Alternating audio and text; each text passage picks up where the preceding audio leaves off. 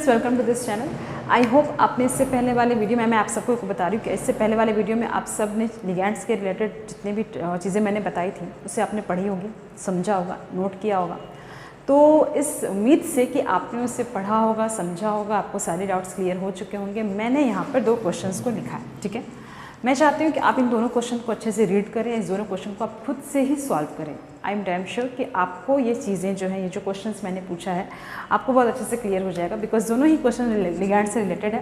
पहले जाएं, इस क्वेश्चन को नोट करके कॉपी में थोड़ी देर के लिए वीडियो को पॉज कर लें। वीडियो को पॉज करने के बाद इस क्वेश्चन को अपने कॉपी में लिखे, ठीक उस नोट के नीचे लिखे जहाँ मैंने लिगैंड्स के बारे में आपको लास्ट वीडियो में बताया था। ठीक है, उसके बाद इस क्वेश्चन को सॉल्व करने के बाद आप अपने आंसर को चेक कर सकते। इसी वीडियो के लास्ट में मैंने इन दोनों क्वेश्चन के आंसर बताऊंगी, लेकिन ट्राई आपको खुद ही से करना है, खुद से क्वेश्चन रीड करना है, खुद से क्वेश्चन को समझना है। लेकिन क्वेश्चन बनाने से पहले आप लिगैंड्स के बारे में एक बार फिर से रीड कर लें। डन। तो मुझे बहुत अच्छे से पता है कि आप ये दोनों क्वेश्चन बना लेंगे। ठीक है, तो आज हम स्टार्ट करने वाले होमोलिप्टिक एंड हेटेरोलिप्टिक कॉम्प्लेक्सेस। ये बहुत ही सिंपल टर्म्स है। सिंपल टर्म कैसे हैं, जैसे कि अभी तक हमने आपसे कहा था कि जितने भी लिगैंड्स हैं, सबसे पहले लास्ट क्लास में हमने देखा था निकेल, जो 4 अमोनिया लिगैंड्स से सराउंडेड है। ठीक है, तो अगर ये कॉम्प्लेक्स में nickel is a central metal atom and ammonia is a ligand, तो अगर किसी कॉम्प्लेक्स में कोऑर्डिनेशन स्फीयर के अंदर, यानी ये जो ब्रैकेट है, इस ब्रैकेट के अंदर एक ही सेंट्रल मेटल के अलावा जो भी लिगैंड्स आपको दिख रहे हैं, वो सारे लिगैंड अगर एक जैसे हैं, तो then such complex is called homoleptic complexes. ठीक है, ऐसे कॉम्प्लेक्स को हम होमोलिप्टिक कॉम्प्लेक्स कहेंगे। लेकिन इसके ठीक अपोजिट अगर कुछ ऐसा है, फॉर एग्जांपल हमने ये एग्जांपल लिया FeNH3 whole 4 and then Cl2, यहाँ पे कोई चार्ज -3, जो भी देखेंगे हम कौन सा चार्ज यहाँ पर क्यों आता है, वो सब हम लोग देखेंगे। लेकिन फिलहाल अभी मैंने क्या कहा, अभी हम सिर्फ किसके बारे में पढ़ रहे हैं, होमोलिप्टिक एंड हेटेरोलिप्टिक कॉम्प्लेक्सेस के बारे में। अगर किसी कॉम्प्लेक्स में सेंट्रल मेटल एटम के अलावा जो लिगैंड्स होते हैं, जो कि होते ही हैं, क्योंकि हमने लास्ट वीडियो से हम डिस्कस करते आ रहे हैं कि किसी भी कोऑर्डिनेशन पार्ट में, यानी इस पार्ट में सेंट्रल मेटल एटम के अलावा, यानी ट्रांजिशन मेटल एटम के अलावा जो भी मॉलिक्यूल्स होते हैं या एटम्स होते हैं या लिगैंड्स होते हैं, उससे हम क्या कहते हैं, उससे हम एटम्स, मॉलिक्यूल्स या आयंस होते हैं, उसे हम लिगैंड्स कहते हैं। ठीक है, अगर ये लिगैंड्स एक ही टाइप के, यानी पूरे उस कोऑर्डिनेशन स्फीयर के अंदर, यानी इसके अंदर सेंट्रल मेटल के अलावा ये जितने भी लिगैंड्स हैं सब एक टाइप के। फॉर एग्जांपल यहाँ हमने देखा कि यहाँ पे लिगैंड के नाम पे सिर्फ कौन है, अमोनिया है। अमोनिया के अलावा कोई दूसरा टाइप का लिगैंड नहीं है।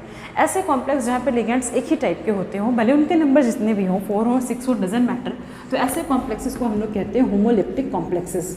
Then homoleptic coordination complex whatever. और अगर इसके ठीक अगेंस्ट अगर कोई कोऑर्डिनेशन कंपाउंड में एक लिगैंड ना हो, एक से ज़्यादा टाइप के लिगैंड हो, टाइप की बात हो रही, नंबर की बात नहीं हो रही है, फिर से सुन लें, एक टाइप के लिगैंड्स हो, व्हाटएवर देयर नंबर 4 और 6, 3 जो भी हो, बट एक टाइप के लिगैंड्स हो, तो सच complex is called homoleptic complex. इसके ठीक अपोजिट अगर किसी कोऑर्डिनेशन कंपाउंड में सेंट्रल मेटल के अलावा जो भी लिगैंड्स होते हैं वो एक टाइप के ना हो, एक से ज़्यादा टाइप के हों, जैसे हम यहाँ पर देख रहे हैं, एक यहाँ पर कौन सा है, मॉलिक्यूल है अमोनिया मॉलिक्यूल, और दूसरा लिगैंड कौन है, क्लोरीन, यानी क्लोराइड आयन, जो भी Cl- आयन, इसके ऊपर चार्ज नेगेटिव चढ़ता है। तो यहाँ पे 2 टाइप के लिगैंड है। ठीक है, तो ऐसे कॉम्प्लेक्सेस को हम क्या कहेंगे, हेटेरोलिप्टिक कॉम्प्लेक्सेस। डन, वेरी सिंपल, आपको समझ में आ गया होगा, बहुत ही सिंपल है ये टर्म्स। यानी वैसे कॉम्प्लेक्स जहाँ पे सेंट्रल मेटल एटम एक ही तरह के लिगैंड के, एक ही टाइप के लिगैंड के, एक लिगैंड से मैं नहीं कह रही हूँ, मैं कह रही हूँ एक ही टाइप के लिगैंड से अगर सराउंडेड है, एक ही टाइप के लिगैंड से अगर बॉन्डेड है, then such complexes is called homoleptic complexes. इसके ठीक अपोजिट क्या कहा मैंने, अगर कोई complex, if in any complex the central metal atom surrounded by more than 1 type of ligands, then such complex is called heteroleptic complexes. Done.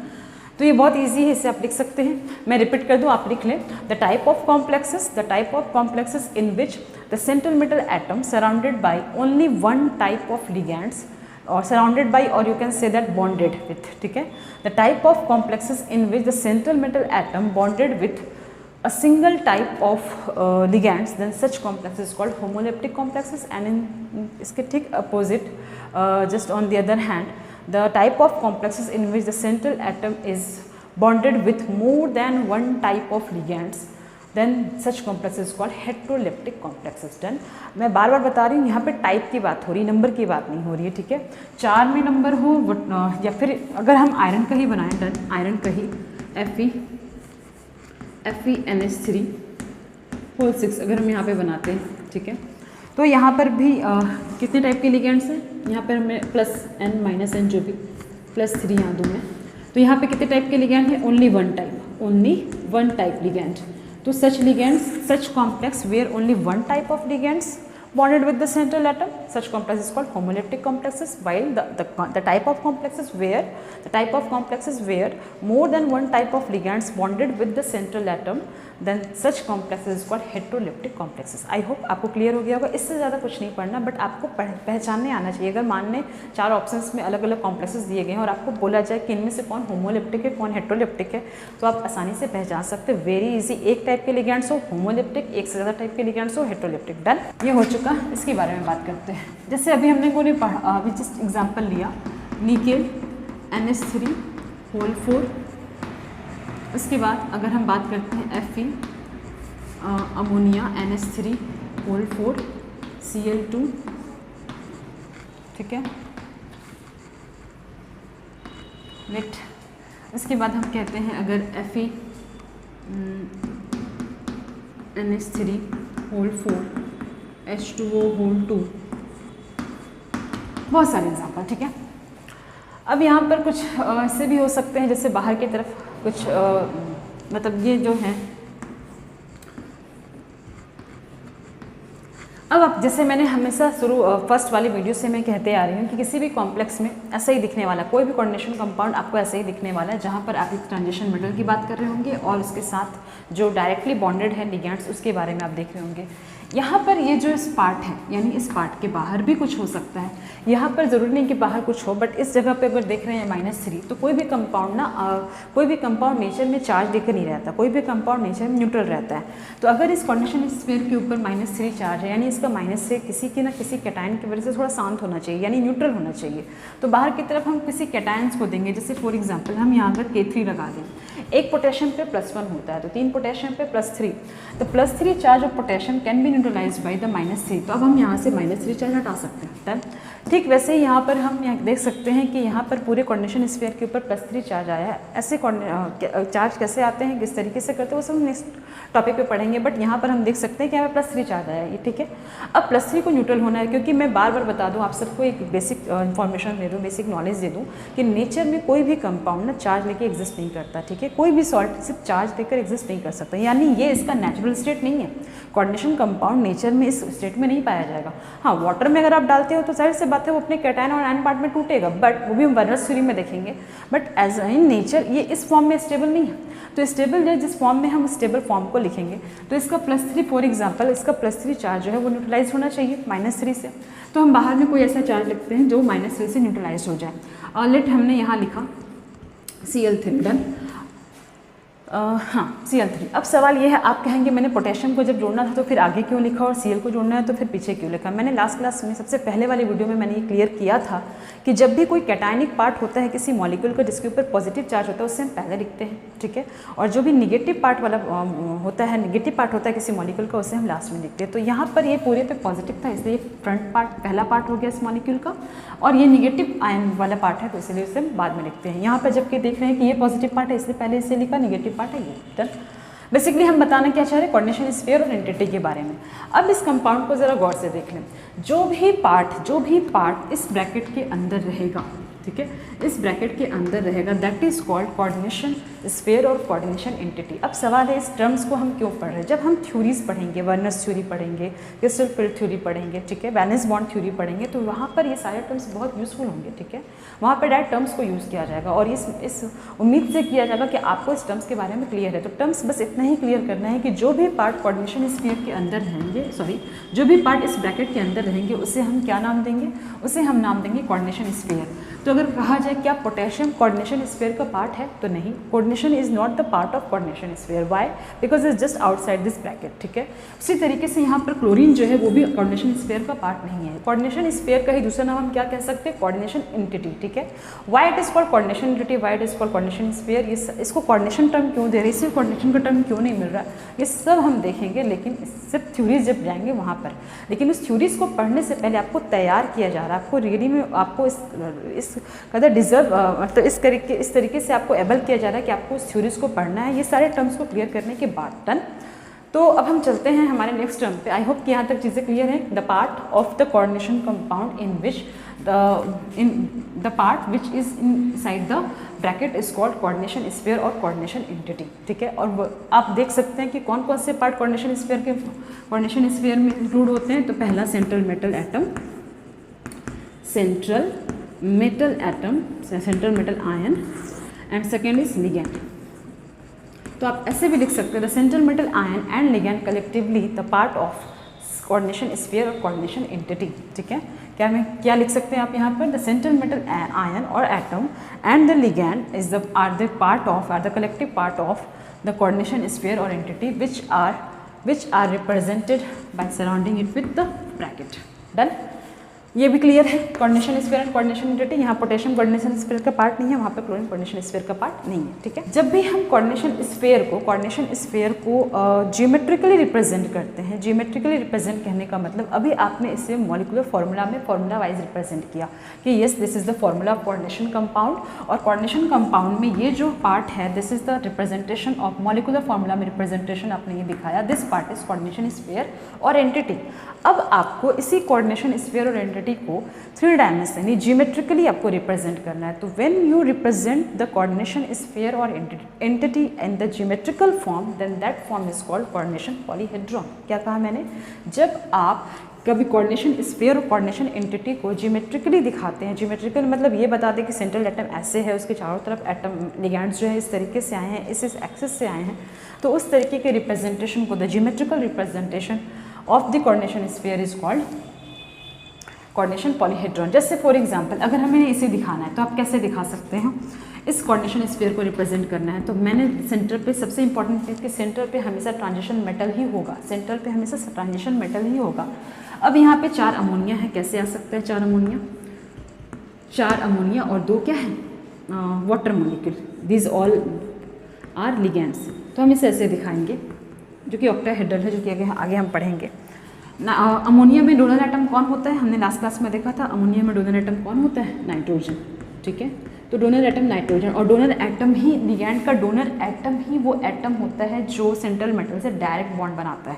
तो सही लिखने का तरीका कैसा है, नाइट्रोजन के साथ बॉन्ड दिखाया, हाइड्रोजन के साथ नहीं, hydrogen is not the donor atom. Total कितने अमोनियाज होंगे, 4। ठीक है, अब बाकी के 2 कौन है, वाटर। तो हमने मान लिया, मैंने यहाँ पे दिखाई दिया water, H2O and this one is H2। अब कोई ऐसे भी दिखा सकता है, दूसरा क्या हो सकता है, देखते चलना। अगर हम Cl3 को ना दिखाएं, सिर्फ आप किसको दिखा रहे, आप सिर्फ किसको दिखा रहे, आप दिखा रहे कोऑर्डिनेशन स्फीयर को सिर्फ दिखा रहे, कोऑर्डिनेशन स्फीयर को दिखा रहे, इसे तो नहीं दिखा रहे, मतलब ये पार्ट इसके साथ नहीं है। और अगर इस पार्ट को आपको हटाना है तो हटाते वक्त आपको इसके ऊपर न्यूट्रलिटी वाले लॉ को फॉलो करना होगा। 3Cl- चार्ज हटेगा तो वो कितना चार्ज छोड़कर जाएगा, 3 पॉजिटिव चार्ज, डन, +3 चार्ज छोड़कर जाएगा। अब किसी ने ऐसे दिखाया, क्या नेचर में ये जो कोऑर्डिनेशन कंपाउंड है उसकी ज्योमेट्री क्या यही पॉसिबल है, नहीं, इसके अलावा भी कोई ज्योमेट्री पॉसिबल है। मोस्ट स्टेबल स्टेट कौन सी है, यहाँ देखिए 2 H2O मॉलिक्यूल जो है वो इस तरीके से एक्सियल फॉर्म में रहेंगे।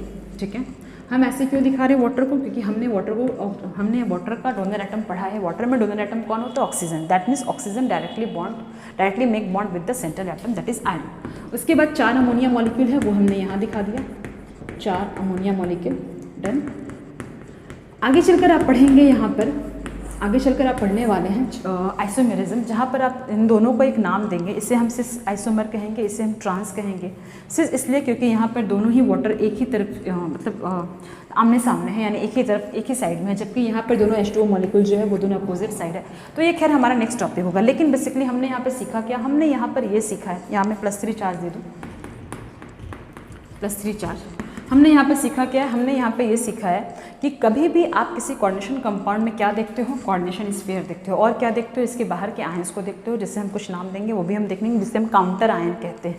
This part is called coordination sphere, और बाहर वाले पार्ट को आप काउंटर आयन कहते हैं। ये नेक्स्ट ये भी दिखा सकते हैं, आप चाहे तो मेंशन कर सकते हैं। इस ब्रैकेट में लिखने वाले जो भी पार्ट होते हैं that is metal and ligand. तो मेटल एंड लिगेंड, ध्यान से सुनना, ध्यान से सुनना इस बात को, metal and ligands collectively form the coordination sphere of the coordination compound, while the ions outside the coordination sphere is called counter ion, done. Now the second is कि जो कोऑर्डिनेशन स्फीयर होता है उसे आप जब ज्योमेट्रिकली रिप्रेजेंट करते हैं, the geometrical representation of coordination sphere like that, ठीक है, the geometrical representation of coordination sphere is called coordination polyhedron. इसे आप कोऑर्डिनेशन स्फीयर करते जो आप मॉलिक्यूलर फार्मूला में देते हैं, this is the structural formula. Structural formula में ये जो रिप्रेजेंटेशन है that is called coordination polyhedron. तो डिफिनेशन क्या होगा कोऑर्डिनेशन पॉलीहेड्रॉन का? The geometrical representation of coordination sphere in its structural formula, यानी स्ट्रक्चरल फार्मूला में कोऑर्डिनेशन स्फीयर का जो ज्योमेट्रिकल रिप्रेजेंटेशन होता है उसे हम क्या कहते हैं? उसे हम कहते हैं कोऑर्डिनेशन पॉलीहेड्रॉन। मैं फिर से रिपीट कर दूं, द ज्योमेट्रिकल रिप्रेजेंटेशन यानी ज्योमेट्री वाइज जो आप रिप्रेजेंट कर रहे थे, the geometrical representation of coordination sphere और entity in its structural formula is called coordination polyhedron. Done? I hope यहाँ तक भी क्लियर है। लास्ट टर्म, क्योंकि इसके बाद हमें सिर्फ थ्योरीज पढ़ना है, ध्यान रहे हमने बहुत सारे टर्म्स को क्लियर कर लिया है। यहाँ पर हमने कोऑर्डिनेशन नंबर और सेंट्रल एटम या आयन का निकालना है।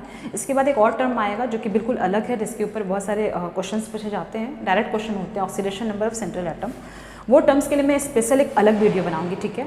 अभी तक जो भी टर्म्स है वो सिर्फ इसलिए हैं ताकि आपको थ्योरीज क्लियर होते जाएँ। ये जो लास्ट है अभी टर्म्स, इससे मैं क्लियर करूँगी। इसके बाद एक वीडियो आएगी जहाँ पर हम ऑक्सीडेशन नंबर निकालना सीखेंगे। बहुत सारे क्वेश्चन उसके ऊपर जो सीबीएसई के द्वारा पूछे गए उन्हें भी सॉल्व करेंगे। एंड देन जो उसके बाद जो भी वीडियोज़ आएंगे वो सब थ्योरीज पे आएंगे, ठीक है। तो last is coordination number of central metal ion.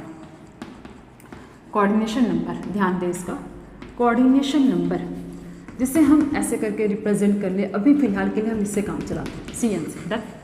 Coordination number क्या होता है? कोऑर्डिनेशन नंबर होता है total number of donor atoms. जितने भी डोनर एटम किसी सेंट्रल एटम से बॉन्डेड होते that is called coordination number. जैसे समझ ले इससे पहले, फॉर एग्जांपल अभी हमने एग्जांपल पढ़ा FeNH3, मान लें यहाँ पे 2 है, NEN(2). ध्यान, लास्ट क्लास में हमने देखा था EN क्या है। लास्ट क्लास में हमने क्या देखा था? EN क्या है, देखते हैं क्या है। इस पर +3 चार्ज दिया, ठीक है। अभी हमने क्या क्या सीखा? Coordination polyhedron, coordination sphere. अगर +3 को अगर हमको न्यूट्रलिटी दिखानी, न्यूट्रलिटी मेंटेन करनी, तो हम यहाँ पे Cl3 दिखाएंगे। हमें सिर्फ किससे मतलब होता है? पूरे कोऑर्डिनेशन कंपाउंड में हमें सिर्फ कोऑर्डिनेशन स्फीयर से मतलब होता है, काउंटर आयन से नहीं। यानी ये जो पार्ट है इसे आप क्या देते हैं, क्या कहते हैं? Coordination sphere. कोऑर्डिनेशन स्फीयर इसे आप क्या कहते हैं? Counter ion. देन जो भी बाहर का पार्ट है, हमें सिर्फ किससे मतलब है? पूरे कोऑर्डिनेशन कंपाउंड में हमें सिर्फ किससे मतलब है? कोऑर्डिनेशन स्फीयर से। इसके स्ट्रक्चर को ड्रॉ करते हैं। Fe सेंट्रल एटम है, सेंटर पे देंगे। 2 अमोनिया है, लेट हमने इसे 2 अपोजिट साइड में दिया, एक्सियल साइड में, NH3 एंड NH3। डन? उसके बाद EN है। लास्ट वीडियो में हमने देखा था EN that is ethylene diamine, जिसकी इडेंटिसिटी 2 होती है, ठीक है, जिसकी इडेंटिसिटी 2 होती है और जो एक तरीके का चिलेटिंग लिगैंड है। तो EN को हमने यहाँ दिखाया, सही से दिखा दे, CH2 NH2 and NH2। Nitrogen is the donor atom, इसने बॉन्ड बनाया इससे। Nitrogen is the donor atom, इसने भी बॉन्ड बनाया। ये सब क्या करते हैं? आपको शायद याद ना हो या फिर याद हो तो अच्छी बात है। किसी भी लिगैंड में डोनर एटम का काम क्या होता है? किसी भी लिगैंड में डोनर एटम का काम क्या होता है? अपने लोन पेयर को किसको देना? अपने लोन पेयर को सेंट्रल एटम के ऑर्बिटल में डालना, ठीक है। इसलिए हमने इस तरीके के एरो को दिया, this bond is called coordination bond. अभी सिर्फ कितना दिखाया हमने? EN, ये है सिर्फ एक EN that is 1 EN molecule. ठीक उसी तरीके से CH2 NH2 का ये दूसरा बॉन्ड है, यहाँ पे हम दे दें CH2 NH2 इथाइलिन डाइएमीन या इथेन 1,2 डाइएमीन NH2। हमें डोनर एटम किसे दिखाना है? हमें डोनर एटम दिखाना है नाइट्रोजन को। Nitrogen is the donor atom. Done? ये क्या करेगा? अपना लोन पेयर देगा, किसे देगा? सेंट्रल एटम, ठीक है। Again this is what? This is the EN, ठीक है। तो अब यहाँ पर जो आपने ड्रॉ किया वो क्या है? जब तक मॉलिक्यूलर फार्मूला में आप चीज़ों को दिखा रहे हैं, मॉलिक्यूलर फार्मूला में जब तक आप चीज़ों को दिखा रहे हैं, किन चीज़ों को? मेटल और लिगैंड को जब तक आप मॉलिक्यूलर फार्मूला में दिखा रहे हैं तब तक वो क्या कहला रहा है? Coordination sphere. लेकिन जब उसी मेटल एटम को, उसी लिगैंड्स को जब आप स्ट्रक्चरली एंड ज्योमेट्रिकली इस तरीके से रिप्रेजेंट करते हैं, then it is called coordination polyhedron, ठीक है, उसी का नाम, बस चीज़ें वही हैं, नाम बदल रहा है। जब तक मॉलिक्यूलर फॉर्मूला में रिप्रेजेंट कर रहे हैं तो उसे हम क्या कहते हैं, उसे हम कहते हैं कोऑर्डिनेशन स्फीयर। उसी कोऑर्डिनेशन स्फीयर को जब आप स्ट्रक्चरली रिप्रेजेंट कर रहे हैं, ज्योमेट्रिकली फॉर्म में रिप्रेजेंट कर रहे हैं, तब आप उसे नाम देते हैं कोऑर्डिनेशन पॉलीहेड्रॉन। डन। अब आप यहाँ पर गौर से देखें, हम क्या पढ़ रहे हैं, कोऑर्डिनेशन नंबर। कोऑर्डिनेशन नंबर का सबसे सिंपल डेफिनेशन क्या होता है, कोऑर्डिनेशन नंबर का सबसे सिंपल डेफिनेशन होता है the number of donor atoms, whatever the number of ligand doesn't matter, the number of donor atoms directly bonded to the central atom is called coordination number of that atom। क्या कहा मैंने, फिर से सुन लें, the number of donor atoms, ठीक है, donor atom not the ligands, the number of donor atoms which directly bonded to the central metal ion is called coordination number of that metal ion, जो कि आपको यहाँ दिख रहा होगा। जैसे आप यहाँ देख लें, लिगैंड की अगर हम बात करें तो लिगैंड टोटल कितने हैं, ये लिगैंड है 2 और ये लिगैंड है 2, टोटल लिगैंड की संख्या कितनी है, total ligand is equal to 4। क्या कोऑर्डिनेशन नंबर भी 4 है बट आयरन का नहीं। यानी अगर हम बात करें आयरन कितने लिगैंड से सराउंडेड है, तो आयरन 4 लिगैंड से सराउंडेड है। कौन कौन से, 2 अमोनिया लिगैंड से और 2 इथाइलिन डाइएमीन से। 4 उसकी तरफ से, चारों तरफ से 4 जो लिगैंड से वो बॉन्ड बनाना है। लेकिन क्या आयरन का कोऑर्डिनेशन नंबर भी 4 है, बिल्कुल नहीं। क्यों, because coordination number is not the number of ligands bonded with the central metal ion, rather coordination number is the total number of donor atoms to which central metal ion bonded। Done. तो अब हम देखेंगे donor atom की संख्या को। Donor atom यहाँ पर कितने हैं, एक डोनर एटम, 2, 3, 4, 5 और 6, टोटल 6 डोनर एटम्स हैं यहाँ पर रिप्रेजेंट करने के लिए। यानी टोटल 6 डोनर एटम्स हैं जो आयरन को जाकर अपना लोन पेयर दे रहा है। तो what is the coordination number of iron, coordination number यहाँ पर आयरन का कितना हो गया, 6। अब सवाल है, क्या जब भी कोऑर्डिनेशन नंबर निकालना होगा तो ऐसे स्ट्रक्चर देकर निकालना होगा, बिल्कुल नहीं। हम इस कोऑर्डिनेशन नंबर को निकालने के लिए सबसे अच्छा सा ट्रिकी फॉर्मूला पढ़ेंगे और वो फॉर्मूला आप कहीं भी अप्लाई करेंगे हो जाएगा। लेकिन फॉर्मूला रटना नहीं है, बिकॉज यहाँ पर आप ध्यान से देख सकते होंगे कि जो लिगैंड हो वो लिगैंड के साथ साथ लिगैंड की जो डेंटिसिटी है वो भी अफेक्ट करती है कोऑर्डिनेशन नंबर को। तो कोऑर्डिनेशन नंबर का फॉर्मूला क्या होगा, the number of ligands into their denticity. Done. तो हम स्टार्ट करते हैं। कोऑर्डिनेशन नंबर के पहले डिफिनेशन आप लिख लो, the total number of donor atoms directly bonded with the central metal ion is called coordination number of that central atom. ठीक है, तो कोऑर्डिनेशन नंबर को निकालने के लिए सबसे इंपॉर्टेंट फॉर्मूला है, कोऑर्डिनेशन नंबर हमेशा किसका होता है, कोऑर्डिनेशन नंबर हमेशा किसका निकालते हैं, कोऑर्डिनेशन नंबर हमेशा हम लोग सेंट्रल एटम मेटल आयन का निकालते हैं। ठीक है, तो coordination number of central metal ion क्या होगा, ये नंबर ऑफ लिगैंड्स, जाहिर सी बात है लिगैंड्स तो होने चाहिए, लिगैंड के नंबर तो अफेक्ट करेंगे, लेकिन सिर्फ लिगैंड के नंबर अफेक्ट करेंगे ऐसा नहीं। देख सकते थे इससे पहले वाले एग्जांपल में 4 लिगैंड्स थे, क्या कोऑर्डिनेशन नंबर 4 था, नहीं। तो लिगैंड्स का नंबर तो होना ही होना है, बिकॉज लिगैंड्स आएंगे तभी तो डोनर एटम्स आएंगे। तो नंबर ऑफ लिगैंड्स इनका तो होना ही, लेकिन सिर्फ नंबर ऑफ लिगैंड्स नहीं, नंबर ऑफ लिगैंड के साथ साथ उनकी डेंटिसिटी भी मैटर रखती है। डेंटिसिटी ऑफ दैट लिगैंड, और ऐसे ऐसे जितने भी लिगैंड्स होंगे उन सब का समेशन कर दिया, समेशन का साइन दे रहे हैं। ठीक है, जैसे अभी हमने इससे पहले वाले एग्जांपल को जो लिया उससे अगर हम फॉर्मूला से बनाना चाहें तो देखिए क्या आता है। हमने एग्जांपल लिया था Fe(NH3)2 और क्या लिया था, En। डन।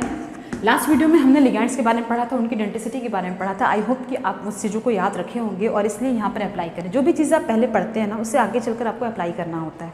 इसका मतलब पिछले वाले चीज़ों को आपको रटना नहीं, मानना, पिछले वाले चीज़ों को आपको सीखना, सो दैट कि आप आगे वाली चीज़ों पर उसको अप्लाई कर सकें। डन। तो अब हम यहाँ पर अप्लाई करते हैं कोऑर्डिनेशन नंबर। फिलहाल हमने क्या कहा अभी कि जब भी हम लोग कोऑर्डिनेशन नंबर निकालते हैं, किसका निकालते हैं, सेंट्रल मेटल आयन का। कौन है वहाँ पर central metal ion, iron. Coordination number of Fe कहाँ पर, इन कोऑर्डिनेशन स्फीयर। इसे लिखिए ना लिखिए डजेंट मैटर। अब हम देखते हैं क्या क्या लिगैंड्स हैं। तो क्या क्या लिगैंड्स हैं, अमोनिया का जो नंबर है वो कितना अमोनिया है, 2। ठीक है, उस अमोनिया मॉलिक्यूल की डेंटिसिटी कितनी है, 1। ठीक है, क्या सिर्फ अमोनिया है वहाँ लिगैंड, नहीं, इसके अलावा भी लिगैंड है। कौन, प्लस का साइन दे, कौन है यहाँ पर लिगैंड, इथाइलिन डाइएमीन यानी En। इसकी संख्या कितनी थी यहाँ पे, 2।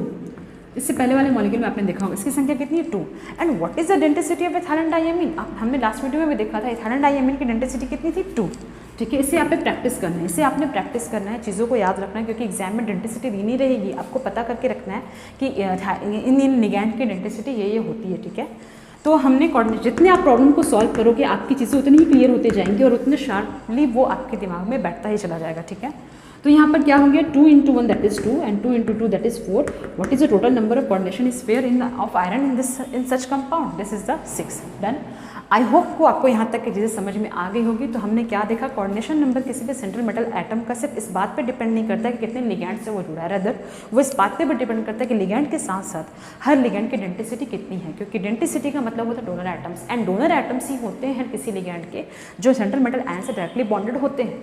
आई होप आपको यहाँ तक की चीज़ें समझ में आ गई होगी। हमने सारे टर्म्स को 1 by 1 क्लियर कर लिया है। नेक्स्ट वीडियो में हम स्पेशली ऑक्सीडेशन नंबर पढ़ेंगे सेंट्रल मेटल आयन का, और ये बहुत इंपॉर्टेंट होता है क्योंकि स्पेशली क्वेश्चन ही आता है what is oxidation number of this and that element in the such coordination compound.